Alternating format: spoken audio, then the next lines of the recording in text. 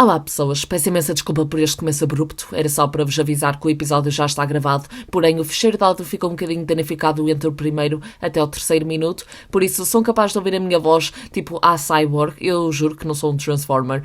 Conseguem na mesma perceber tudo o que eu digo, estão simplesmente ruídos que podem incomodar-vos, caso queiram ouvir sejam bem-vindos, porém caso queiram evitar esses tais sons podem simplesmente passar para o terceiro minuto que daí em diante o episódio vai estar todo corretíssimo. Ok, muito obrigada.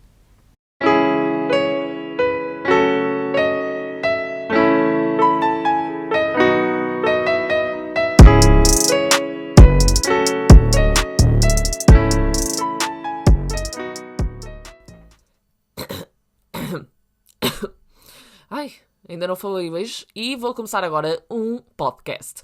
Olá, sejam muito bem-vindos ao episódio número 4 do Sinergia. É verdade, estamos aqui mais uma semana, todas as quartas-feiras estamos a conseguir manter a promessa e antes de mais eu quero agradecer imenso a todos pelo feedback do episódio passado. Eu adorei gravar esse episódio e aparentemente vocês também gostaram muito de o ouvir, recebi mensagens muito boas, por isso muito obrigada, mas eu sinto que vocês sabem o que é que isso significa acerca do episódio 2.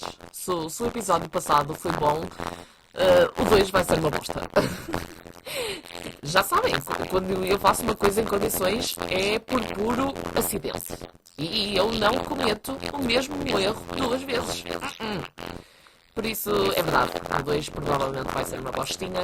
E por falar em caquinha... Pensavam que eu ia falar do caso do Bob, não é? Erro. Se eu acho que é extremamente irónico uma empresa de toalhitas úmidas para lavar a bunda fazer merda, corretíssimo. Porém, eu não quero estar aqui a andar por areias movidas, eu não quero estar a entrar numa polémica para depois vir a comentários do género. Mas me chamaram a atenção os papéis todos. Primeiro, o teu tom de voz anda a ser a sua criança. Show das minhas menções. Criança prematura, de cérebro. E em segundo lugar, o bem feito. Olha, senhor. Muito obrigado. Eu não percebo nada de futebol. É a minha tentativa de agradar o público masculino. Como eu tinha dito, assim mais é para ver se a porcentagem dessa audiência cresce aqui no podcast. Olhem, perdão, desculpem por este nome. Desculpe, senhor, que eu peguei agora. Não era necessário. Eu, de facto, quando digo que não percebo de futebol, eu sou verdadeira com todos os dentes. Se me perguntarem o clube, eu respondo com muito orgulho que sou do Porto. O Porto é uma nação, o meu coração só tem uma cor, azul e branco. Mas depois me perguntam, é? Então diz-me 5 músicas do álbum. E eu, estes são os Filhos do Dragão. E fico empatada. Empatada com o Sporting, com o João Vicente. Não, estou a brincar.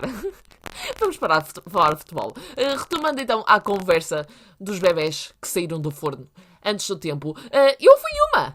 Eu fui uma vítima de evacuação, sendo eu uma inquilina que pagava a renda, ok? Eu paguei por 9 meses de estadia no útero e fiquei 7.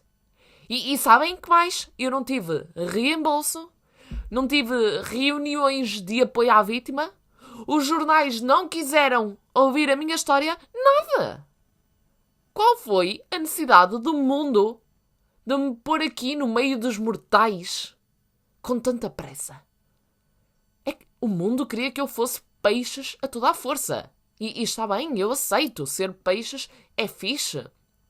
Engraçado, peixe é fixe. Mas, lá está, eu não percebo nada de patavina.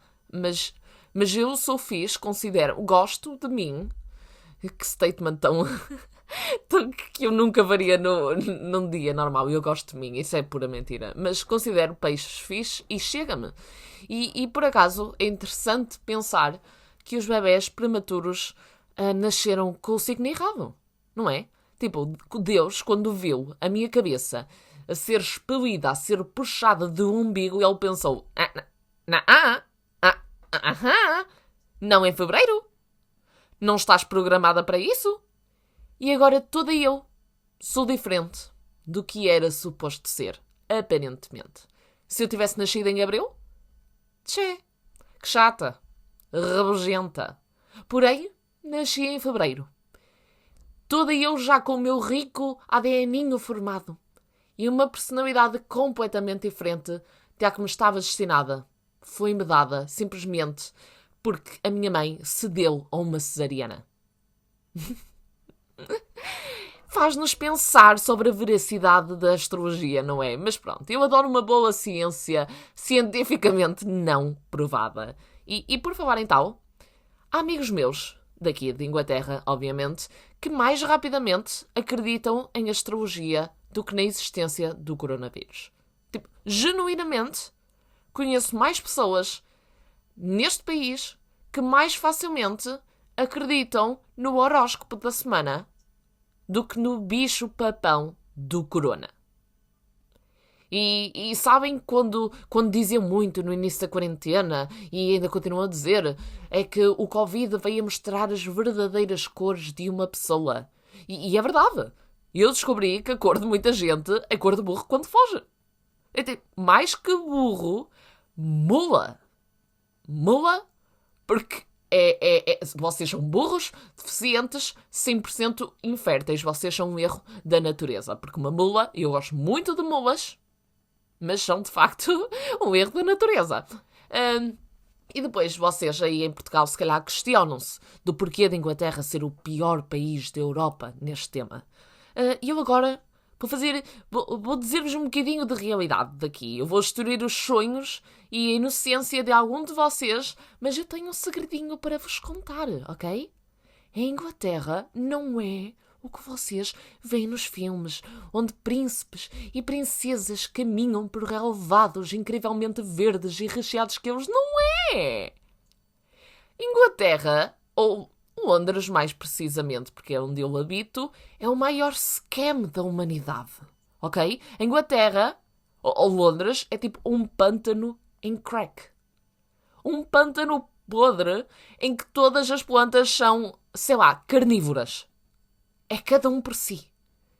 E está-se tudo borrifando se tem sangue de outras pessoas nas mãos. É assim a mentalidade, pelo menos, londrina. E eu acredito vivamente que Londres é o maior scam de Hollywood. Os filmes fizeram parecer que é a cidade da magia. Não é. Harry Potter, falso, ok? E então, quando eu fui para Portugal, neste verão, foi a primeira vez que eu estive assim exposta ao mundo exterior desde março. O meu primeiro pensamento foi: então isto é que é uma pandemia. Sim, mas que rica pandemiazinha. Perfeita. Parabéns ao chefe, está perfeito. Porque para mim, a minha pandemia, até ter chegado a Portugal, e eu digo pandemia entre aspas bem gordas, foi literalmente uma vida normal, mas com o Mac fechado por uns bocadinhos. Ok, eu nunca vi tantas pessoas juntas como naquela altura que supostamente a quarentena e o distanciamento social devia ser o nosso normal.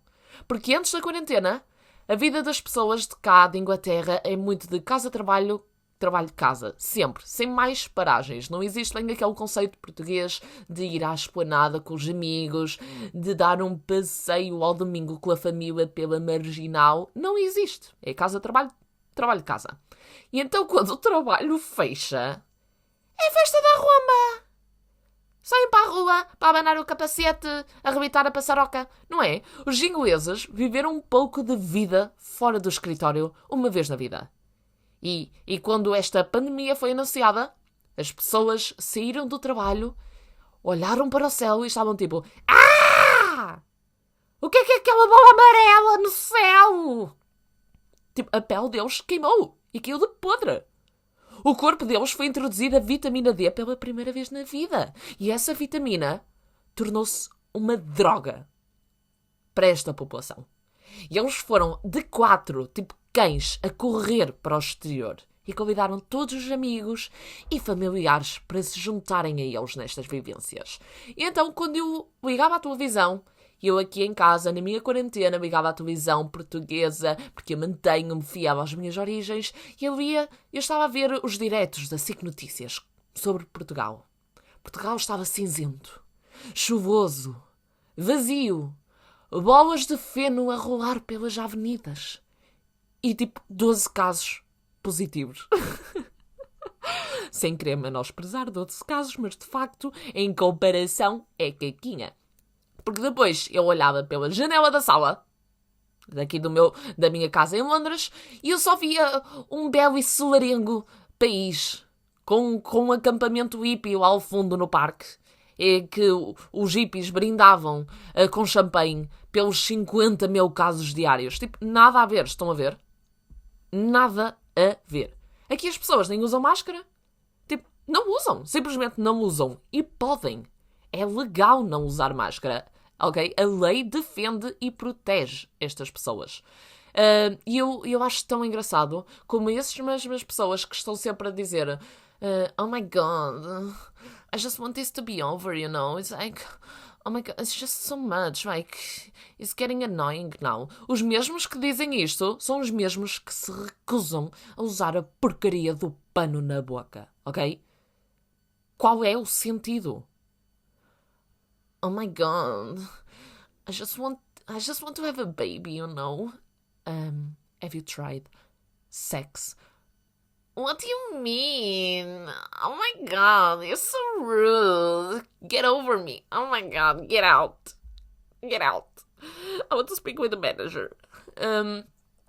Sim, e eu ainda ontem, por acaso, eu tive esta conversa no meu segundo emprego. É verdade. Dropar assim a bomba. E eu tenho um segundo emprego. Último ano da universidade a conciliar 2 empregos, mais um podcast semanal. Bitch, we are grinding. E a 3 dias do suicídio também. Mas pequena à parte, caso vocês queiram ouvir assim umas histórias deste meu segundo emprego, comentem aí comigo, quer seja por Insta diretos ou nos comentários do YouTube, sejam muito bem-vindos, porque eu tenho histórias muito interessantes que eu acho que iam ser uma coisa gira de se contar aqui. Acho que vocês iam gostar de ouvir. E então pronto, retomando a conversa que eu tive ontem lá no meu segundo emprego, obviamente que eu era a única que estava lá naquele espaço a usar máscara. Entre managers, colegas, eu era a única pessoa a usar uma máscara. E está assim uma colega a conversar comigo sobre as suas infinitas teorias de conspiração sobre o vírus. Os meus ouvidos, and I kid you not, os meus ouvidos fecharam quando eu ouvi aquela colega a dizer, ela disse isto, ela disse-me assim, o Bill Gates começou o vírus porque há muitas pessoas no mundo. Eu quando ouvi isto, os meus tímpanos literalmente saíram do meu ouvido, a meu roidas, e cozeram a orelha para não entrar mais nenhum som naquele orifício. Ela disse que o Bill Gates começou o vírus porque há muitas pessoas no mundo. Imagina seres o Bill Gates. E de género, tens assim uns milhões de pessoas. Olha, foste tu que começaste o vírus? E ele, não. E ele, sei sim. E é esquisito às vezes, porque o Bill Gates, ele faz tanta coisa boa no mundo, ele está a fazer sanitas em África, não é propriamente sanitas, mas se chama sanitário, em África, ele é uma boa pessoa e ele, não sei, não vou entrar por este meio, não quero estar aqui a alimentar esta teoria de conspiração, mas pronto, ela lá ficou durante horas a debater sobre as suas teorias tiradas do cu, ok? Fonte, vozes da minha cabeça. Teorias do creepypasta, ok? Ao que ela questiona-me, ao fim de horas de conversa e eu a não responder, ela questiona-me se eu acredito que a máscara funciona mesmo. E eu olho para ela, com metade da cara tapada com uma máscara, e eu dou-lhe o olhar mais morto que consegui. Naquele momento, eu desejei que as máscaras não funcionassem para que este vírus, me leve deste sofrimento. Venha e me leve. E então depois eu contei-lhes sobre aquela história da cabeleireira em Portugal. Não sei se vocês viram isto nas notícias já há uns meses atrás. Houve esta cabeleireira em Portugal que estava infectada com o vírus, porém estava a usar a máscara, como todas as dezenas de clientes que ela atendeu no espaço de dias. Quando fez o teste e deu-lhe positivo, eles rastrearam esses tais clientes e como todos seguiram as normas de usar a máscara, nenhum foi infectado. Isto não é milagre. Isto são máscaras, ok? E quando eu lhe acabo de contar esta belíssima história, ela responde-me a todo este argumento com... E preparem-se para esta, que eu quase caí da cadeira. Ela responde-me a dizer que não usa máscara porque ouviu dizer que se ganha borbulha no queixo.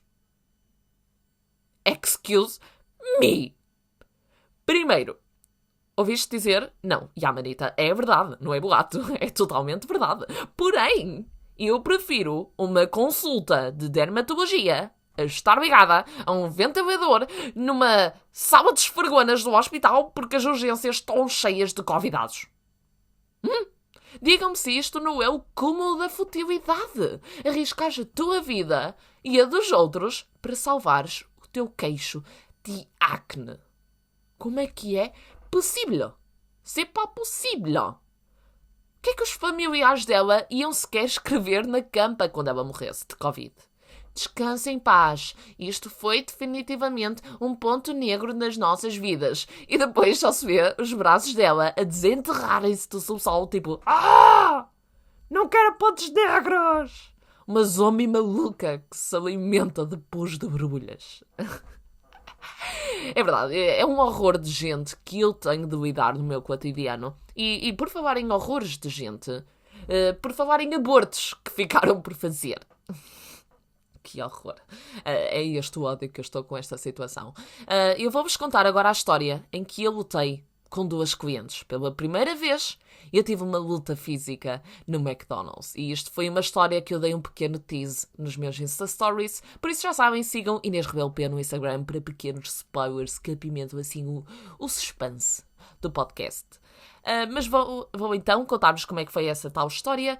Tudo isto começou já há 2 semanas, quando 2 raparigas adolescentes, eu daria uns 18, 19 anos, 2 raparigas quiseram sentar-se para comer no McDonald's. Caso vocês não estejam a par, aqui em Inglaterra nós estamos numa situação de lockdown, ou seja, restaurantes é só takeaway, ninguém se pode sentar para comer.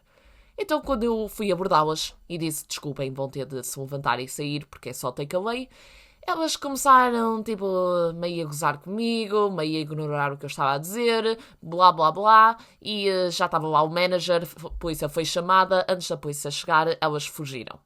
Mas pronto, já estão a perceber que são aquele tipo de pessoas que gostam de causar a confusão. Depois, na semana a seguir, ou seja, na semana passada, eu estava na porta do McDonald's, porque agora, em tempo de pandemia, a minha função no McDonald's tem sido muito de ficar à porta e simplesmente controlar as pessoas que entram, porque nós temos um limite de pessoas dentro do restaurante, ou seja, quando esse limite é atingido, eu tenho que pedir às pessoas para ficarem lá fora e formar uma fila. Então o meu trabalho tem sido muito à base de controlar quem entra e quem sai do McDonald's. Acontece que eu avisto-as na fila. Elas passam por mim e tipo... Hi, Inês. E eu não sei como é que elas decoraram o meu nome, mas elas decoraram o meu nome e mal elas dizem daquele tom de voz. Eu sabia que guerra se avistava, ok? Acontece que a fila foi passando. Quando finalmente chegou à vez delas, elas nem sequer quiseram esperar para eu dar a ordem de entrada. Elas simplesmente entraram. E eu pensei assim, cá para os meus botões de camisinha da McDonald's. Não vou atrás delas e chamá-las para voltarem para a fila. Não vou, porque eu sei que estas pessoas querem é isso. Elas alimentam-se de drama ao pequeno almoço e eu não vou voltar a ser a mão que lhes fornece o alimento. Então eu pensei, Inês, acalma-te. Acalma-te. Respira fundo. E não olhes para elas. Não dês o mínimo de atenção que elas querem. Acontece que elas foram para aqueles quiosques, aquelas máquinas de fazer o pedido e, eu não estou a gozar, elas ficaram 20 minutos a fazer macacadas para que eu olhasse.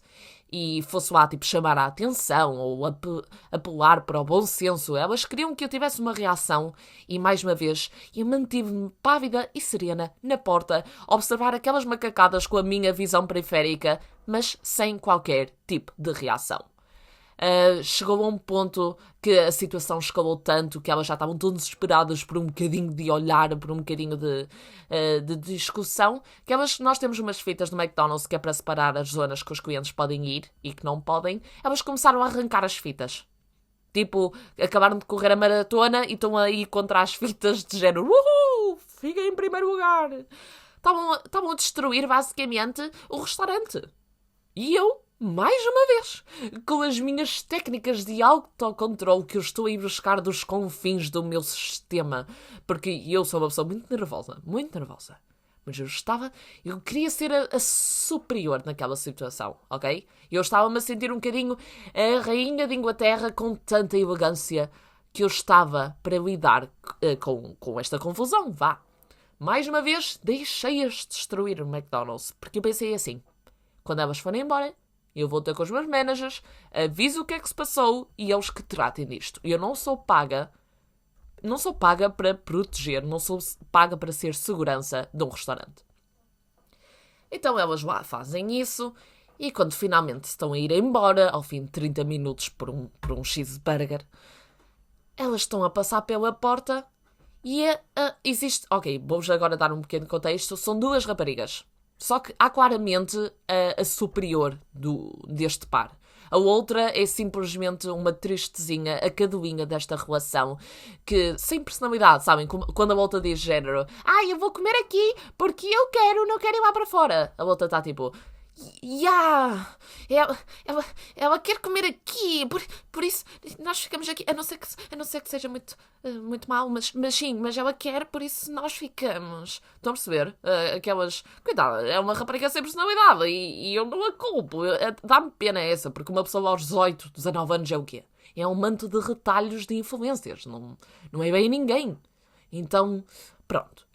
Acontece que essas duas estavam a passar e a membra superior deste par tem esta belíssima ideia de empurrar a amiga para ela ir contra mim, ou seja, de uma maneira indireta, bater-me. Estão a perceber? Ela sabia que não podia chegar à minha beira e mandar-me um empurrão. Ou seja, mandou um empurrão à amiga quando ela estava à minha frente para que a amiga, o corpo dela fosse contra o meu. E era assim um encontrão indireto, género, ups, não vi que estavas aí. E quando ela faz isto, quando eu tenho um corpo de uma rapariga contra o meu, sem máscara, zero de distanciamento, não sei dizer esta palavra, por isso eu digo muito rápido, à espera que vocês não percebam que eu não sei dizer, sem qualquer distanciamento social, eu penso assim, eu conheço os cantos à casa. Eu sei que naquele ponto em que nós estávamos não existe câmaras. Então eu fui assim, é agora, vou-te bater. Mas não é qualquer toquezinho. Se é para bater, se é para ser despedida logo a seguir, ou se é para ser presa, se é para perder esta carreira de McDonald's, que já vai lá quase 5 anos, eu vou-te bater, mas não vai ser um toquezinho, vai ser um toque tão bem dado que eu vou emagrecer 7 quilos de alívio.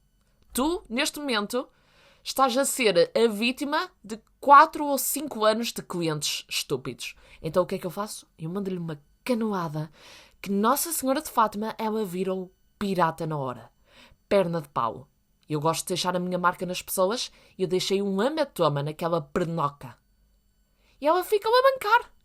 E elas não estavam mesmo à espera desta minha reação, porque, mais uma vez, elas olharam para mim e pensaram, esta está a trabalhar, é um alvo fácil. Nós podemos fazer o que nós quisermos, porque nós somos clientes, nós temos sempre razão. Ou seja, os funcionários não podem, têm de ser de ferro. Não podem reagir, não podem ter reações humanas. Mas eu tive. Eu sabia que não havia câmaras. Eu mandei-lhe um chuto na canela. E então, como elas ficaram tão em choque desta reação, eu só as ouvi lá fora de género. Oh meu Deus, ela bateu-me! Oh, ela bateu-te! A sério? E tipo, a ir-se embora, porque nem sabiam muito bem como lidar. E depois foram, e digam-me se isto não é de pessoa sem vida, foram para as janelas do McDonald's que estão viradas para mim e começaram a bater. E eu estava-me a sentir tipo Estava-me a sentir o Nemo no aquário e estava ali a sobrinha, ou sei lá o que é, do dentista, a bater tipo tum, tum, tum. Sentia-me um macaco numa jaula, elas a bater nos vidros e a fazer dedo da asneira. E eu, muito adulta, a responder com outro pirete também. E então, Ficou ali uma situação muito estúpida. Elas acabaram por ficar lá imenso tempo a passar-me o dedo da asneira. E eu, de género, isto é ridículo. Eu tenho 23 anos. Vou não participar nisto. E elas voltam para a porta e ficam a dizer: quem és tu? Tu és só uma funcionária do McDonald's e quem é que pensas que és? E aqueles comentários básicos que uma pessoa já ouviu tantas vezes que já nem faz caso. Ser insultada, eu sou uma funcionária do McDonald's. Eu tipo, sim, e se não fosse pessoas como eu, tu não ias estar a receber esse cheeseburger que tu comes todas as refeições. Por isso, cala-te e agradece pelas minhas funções, se faz favor. E, mais uma vez, começaram ali a criticar que eu sou uma stinky bitch. Mas pronto, foram-se embora. Não nos dei atenção. Foram-se embora. Acontece que, passado para aí 20 minutos, elas voltam a entrar no McDonald's a dizer que querem mudar o hambúrguer. Não era aquilo que elas pediram. E eu, quando vejo isto, eu vou ter com o meu manager e digo assim: olha, elas bateram-me e elas criticaram-me, por isso não as sirvas, faz favor. E eu, na inocência que o meu manager ia proteger a minha pessoa como funcionária dele, porém não foi o que aconteceu. Quando eu estava a retomar para a porta, eu só as vejo a sair com o saco de género. E ele serviu-nos na mesma. E foi aqui um passeio e disse algumas coisas que eu não diria num cenário normal. E eu fui para aqueles ataques fúteis, não é? Por exemplo, elas estavam-me a chamar Stinky Bitch. E uma das coisas que eu memorizei delas, para além de ser a cara, foi a roupa. Porque elas estavam a usar a mesma roupa há 2 semanas seguidas, sendo que a membra superior estava a usar umas calças de fato de treino cheias de tinta e não sei o quê. E esta está-me a chamar Stinky Bitch quando está com a mesma roupa há 2 semanas cheia de tinta. Mais uma vez, nada contra. Eu, numa ocasião normal, nunca na vida iria falar sobre o outfit de uma pessoa. Porém, nesta situação, nós não somos ferros e eu acho que vocês estão a perceber aqui. Eu disse assim: ok, eu sou uma funcionária no McDonald's, mas pelo menos o McDonald's paga-me o suficiente para eu tomar banho e para eu comprar roupas, ok? E tipo, afasta-te. E comecei a fazer aquele movimento da mão, tipo, não fales comigo sem máscara. Vá. A tratava abaixo de cão. E elas estavam a se enervar muito com isso, porque eu sou chata. Quando as pessoas discutem comigo verbalmente, eu vou sempre falar mais alto e por cima de outras pessoas. Eu vou ser aquela chata que as pessoas odeiam ouvir. Então ela, cada vez que tentava meter uma, eu estava tipo, vá. Eu muito. Mulher do Norte. E então acontece que essa situação estava tipo muito acesa, uma grande discussão, elas voltaram a ir-se embora. O meu manager, já o outro, não aquele que não protegeu o porco, o outro que já é meu amigo, veio ter comigo e perguntou-me o que é que estava a acontecer. Eu expliquei-lhe a situação e então ele decide ligar à polícia.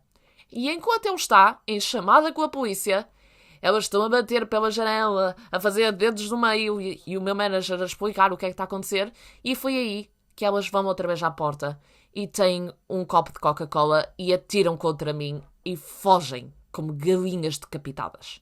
Eu só vejo 2 rabos, tipo, desapareceram. Tipo, sabem no Pokémon quando eles eram atirados para o céu e só se via assim uma estrelinha no ar, tipo, tim! Foi isso que eu vi. Quando elas atiraram a vida, elas nem sequer tentei ir correr atrás delas. Elas desapareceram, tipo, pós-estrelar. E ainda bem que o meu manager estava lá e chamada com a polícia, tudo aconteceu em direto, eles receberam informação straight away. Mas elas, coitadinhas, burritas, atiraram de facto uma Coca-Cola, mas elas nem pontaria têm. Foi-me contra o joelho. É que se tivesse sido contra a camisa ou contra a cara, problemático, ia ficar com frio. Peitinho molhadinho, constipação. Porém, elas atiraram contra o joelho e, pequeno fato, caso vocês não saibam, as calças do McDonald's são feitas de um material que está preparado para este tipo de situações. É tipo um colete a timbalas que nada passou para a minha pele. Ou seja, eu simplesmente fiquei seca, só havia uma poça no chão. E eu agora não quero estar aqui a dar a ideia de forte. Chorei quando isso aconteceu. Lacrimejei. Não consegui conter. Era tanta a humilhação, estavam tantos olhos ali na fila ou lá dentro, funcionários, clientes, não interessa. Um monte de gente viu toda aquela situação a acontecer e eu estava encharcada mais ou menos de Coca-Cola. Foi uma situação muito, muito vergonhosa que me fez questionar o porquê de eu estar aqui neste mundo. De género, eu acho que preferia é daqueles momentos que é de género, vou ser sem abrigo, porque assim não tenho de pagar renda e não preciso deste trabalho. Estava assim, no limite das minhas forças. E então pronto, foi mais ou menos esta a história que aconteceu. A polícia acabou por ir por lá, eles viram tudo nas câmaras, menos o meu pontapé na canela. Isso aí eu estou bem protegidinha. Viram-nas a fazer coisas que eu nem sequer vi, porque mais uma vez eu estava a não olhar para elas. Elas estavam a roubar papéis do McDonald's. Elas estão literalmente, elas quando forem apanhadas podem ser presas por roubo por causa de um papel a dizer não se senta aqui. Ok? E os polícias estão a ver isto tudo lá nas câmaras, estavam-se a rir do quão ridículo estava a ser, eu já estava a me rir também, já apercebi-me que não vale a pena chorar por Coca-Cola derramada, não é? Não é por leite derramado. E então pronto, foi este o ponto da situação. A polícia está neste momento, por acaso nem tenho a certeza se já algo aconteceu a elas ou não, mas a rapariga, a mais fraca delas todas, estava a usar o uniforme da escola e aqui levam muito a sério isso de estares a representar a tua escola, a instituição, e estás a fazer estas figuras. Ou seja, ela pode muito bem ser expulsa se apanhada, e a polícia garantiu que conseguiram identificar a escola, por isso agora era só uma questão de tempo de descobrir quem é aquela estudante e, consequentemente, a outra. E pronto, sofrerem as consequências das suas ações. Sinto que este episódio ficou muito longo, peço desculpa ter-me exaltado aqui um bocadinho na história, mas pronto, espero que tenham gostado. Fiquem bem, vejo-vos para a próxima semana e já não se esqueçam, comentem aí em baixo se querem ouvir histórias do meu segundo emprego. Então pronto, fiquem bem, até uma próxima.